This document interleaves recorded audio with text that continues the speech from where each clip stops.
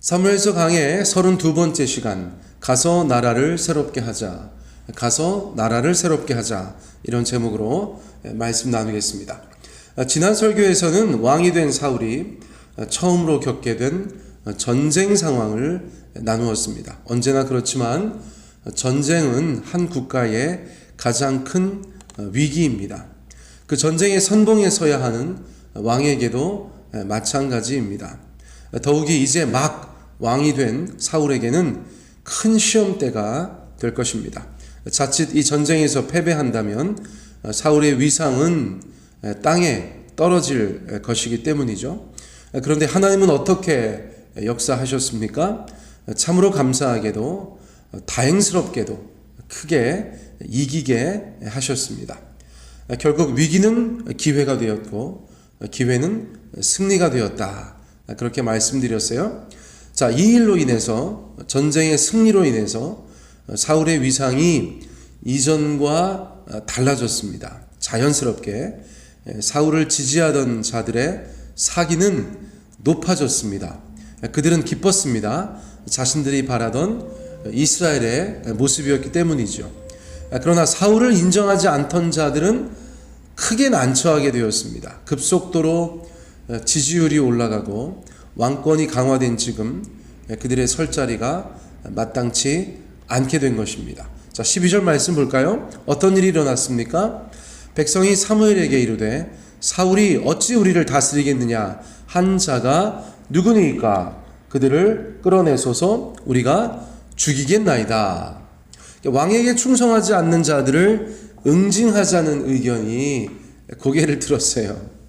그들은 사무엘에게 강력히 요청합니다. 그들을 끌어내 주시면 우리가 없애버리겠습니다. 당장이라도 무슨 일이 날 것만 같은 상황이었습니다. 사실 이런 것은 넓은 의미에서 정치보복이라고 할 수 있습니다. 일종의 정치보복이죠. 힘이 없을 때에는 그냥 두었지만 이제 힘이 있으니 복수하겠다. 그런 심리겠죠. 이런 일은 바람직한 것이 아닙니다.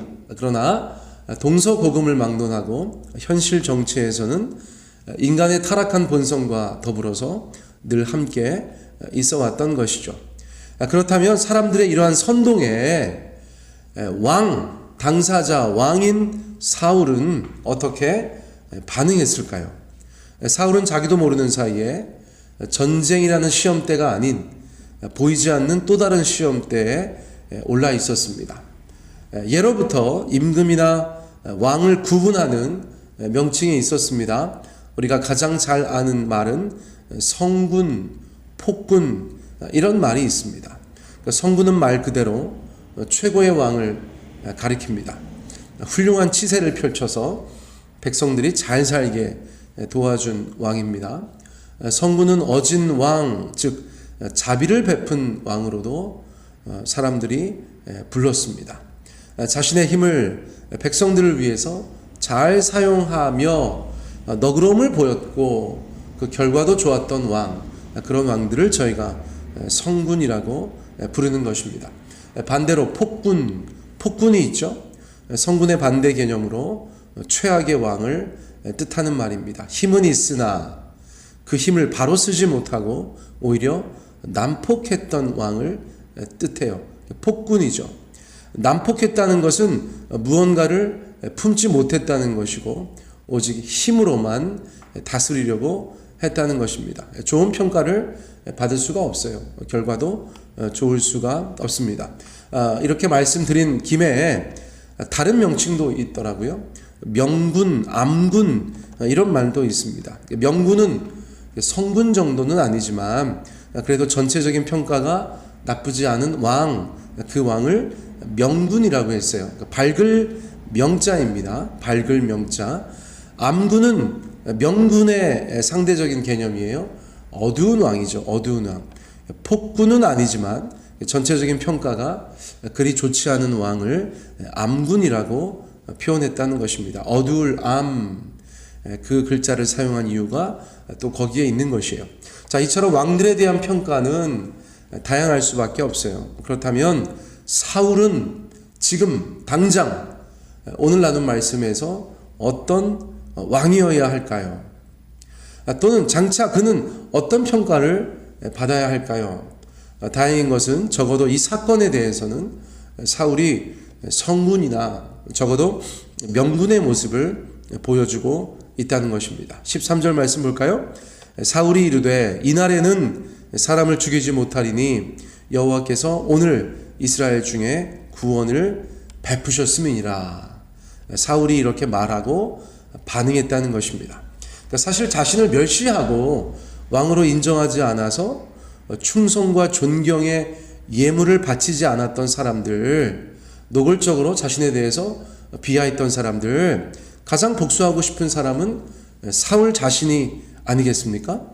그가 이방의 왕이었다면 앞장서서 반대파를 제거했을 것이에요. 하지만 사울은 이스라엘의 왕이었습니다. 그것도 첫 번째 왕이었어요.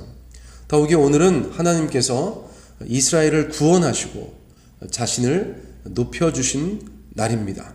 성군이나 명군이 될 수 있는 기회를 폭군이나 암군의 모습으로 망칠 필요가 없는 것이에요. 여러분, 우리 가운데 좋은 기회가 있을 때 굳이 그 기회를 망쳐버리는 일이 없어야겠죠.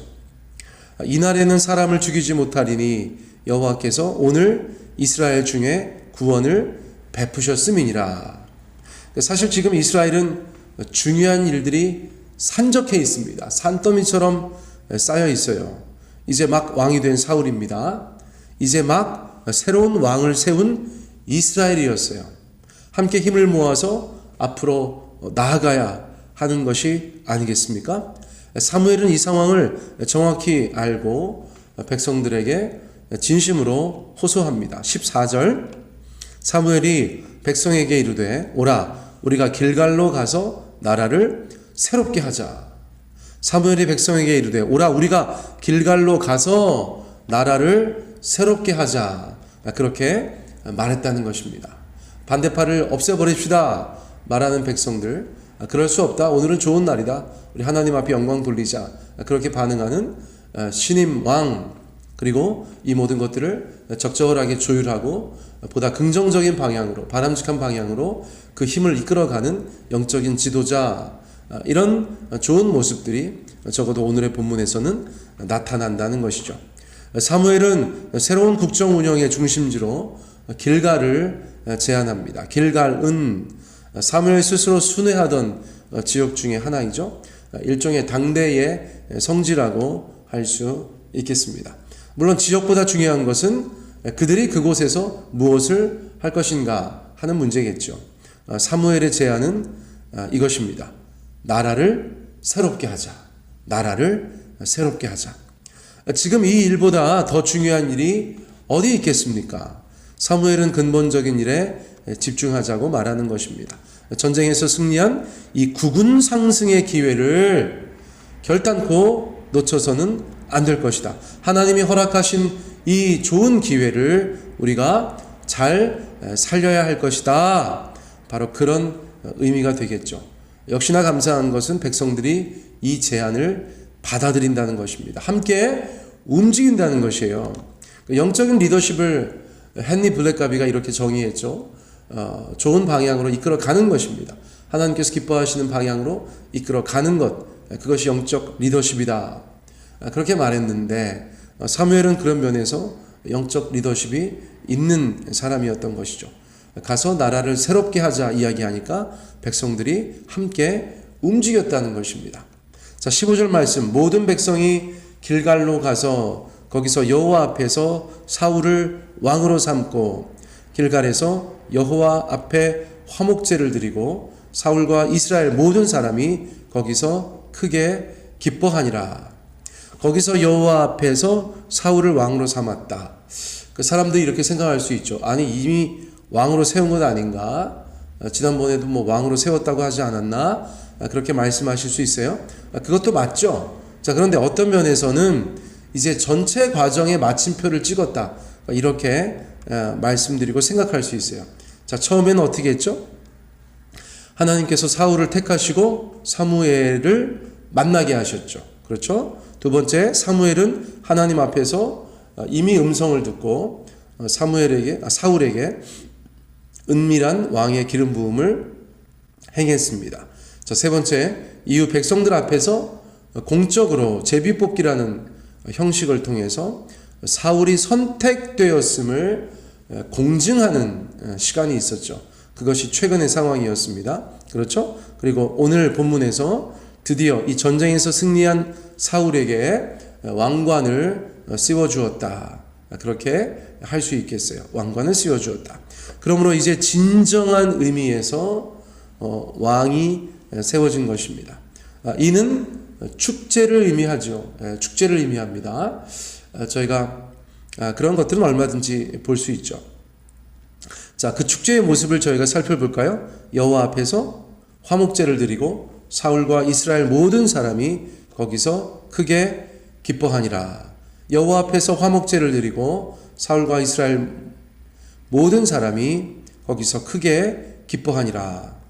화목제는 제사 지낸 사람들이 그 드린 제물을 함께 나누어 먹을 수 있는 유일한 제사였어요.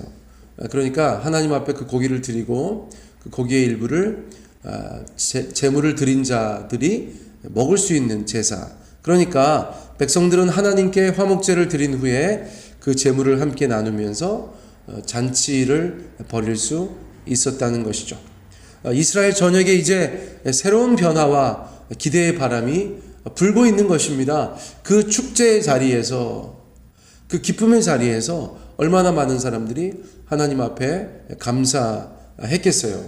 자, 오늘 이런 모습들을 볼 때 저희가 저희의 삶도 돌아볼 수 있다는 것입니다. 사랑하는 성도님들, 우리는 우리에게 주어진 기회를 어떻게 사용하고 있습니까? 우리가 각자 있는 자리에서 왕이라고 할 것은 아니지만 성군, 명군, 폭군, 암군 이런 구분들을 저희가 생각할 때 우리는 어떤 모습을 가지고 있습니까? 하나님이 주신 그 힘을 가지고 우리는 어떤 삶을 살아가고 있고 어떤 선한 영향력 또는 어떤 나쁜 영향력을 행사하고 있습니까?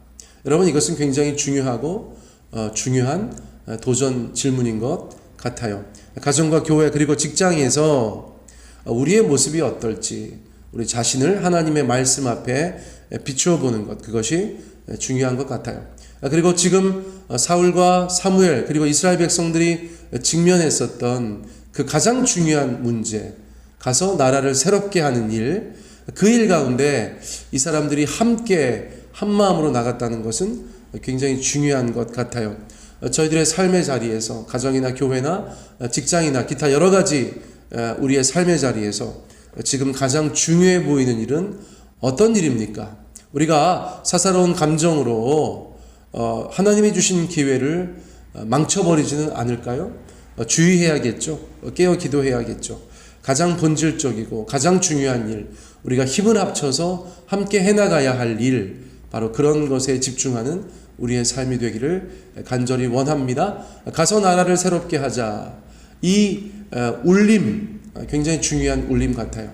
우리에게 가장 중요한 일, 오늘 그것을 함께 감당할 수 있는 영적인 공동체가 되기를 간절히 원합니다. 오늘 말씀은 이것으로 마치도록 하겠습니다.